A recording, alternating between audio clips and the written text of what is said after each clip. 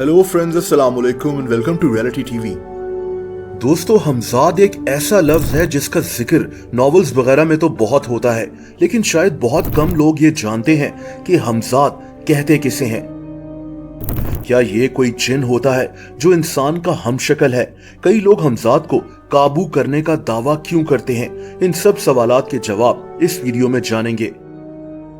दोस्तों, हमजाद फारसी का एक लफ्ज है। इसका मतलब एक ऐसा साथी होता है जो इंसान को नजर नहीं आता, लेकिन ये साथी इंसान के साथ मौजूद होता है।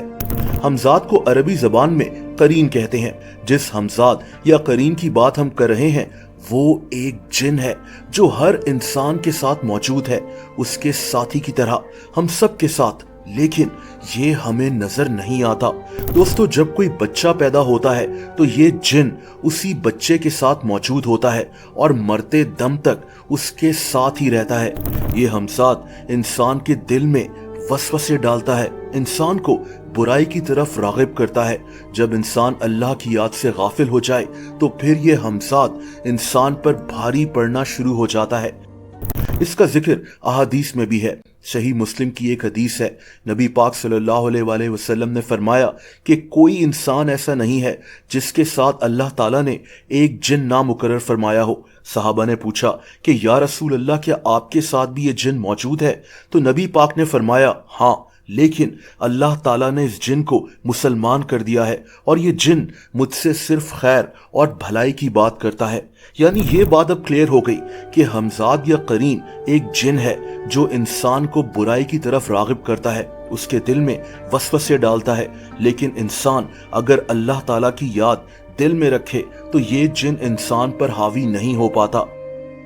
दोस्तों, इंसान का हमजाद उस इंसान के मुतालिक सब कुछ जानता है। इंसान की पर्सनल इंफॉर्मेशन, इंसान के राज, इंसान की आदत, इससे कुछ छुपा नहीं होता। हमजाद उस इंसान की हर हरकत पर नजर रखता है। इसीलिए कई लोग मानते हैं कि इंसान अपने हमजाद को काबू भी कर सकता है। लोग दावा करते हैं कि अगर कोई हमजाद को काबू कर ले तो वो उसके जरिए किसी दूसरे इंसान की पर्सनल बातें जान सकता है, क्योंकि उसका हमजाद उस दूसरे इंसान के हमजाद से उस इंसान की सारी इंफॉर्मेशन हासिल कर लेता है।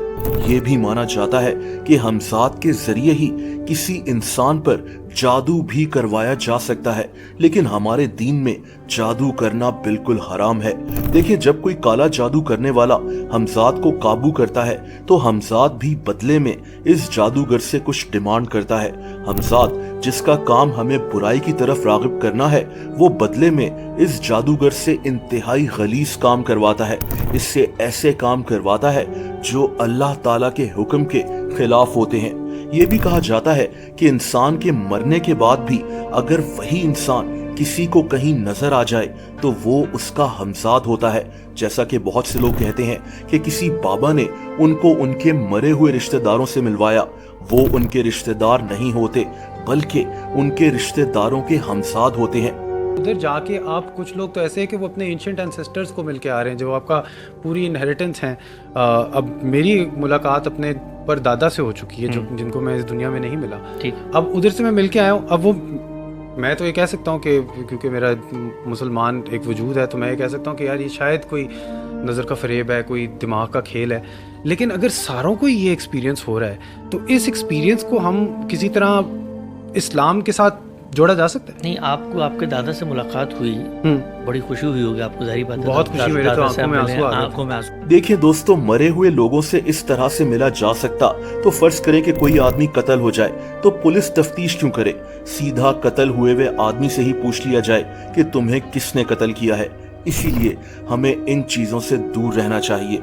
हम जितना अल्लाह ताला का हुक्म मानेंगे उतना ही हमारा हमजाद हम पर हावी नहीं हो सकेगा। दोस्तों, अगर आप मुझे इंस्टाग्राम पर फॉलो करना चाहें तो उसका लिंक नीचे डिस्क्रिप्शन में मौजूद है।